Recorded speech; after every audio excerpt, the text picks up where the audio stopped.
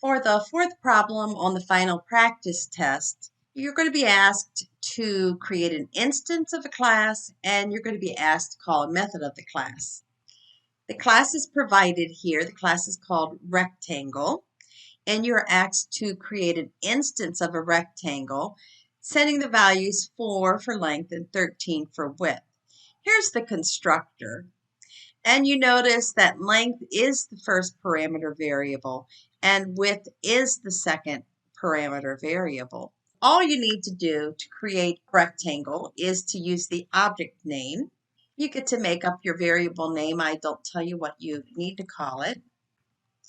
And assign new rectangle to it. The arguments will go here and make sure that they're correctly going into how the constructor sets up the parameter variables.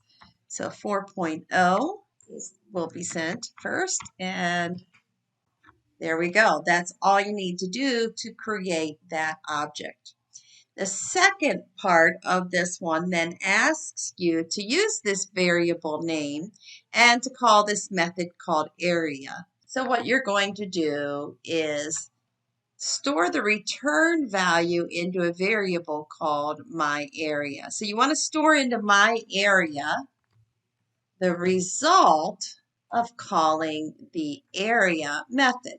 Now, do I need any arguments? Notice that the area method here has no arguments, but if in the final you see in the source code that the method does have arguments, make sure you supply those arguments. And that's it. That calls the area method for my rectangle.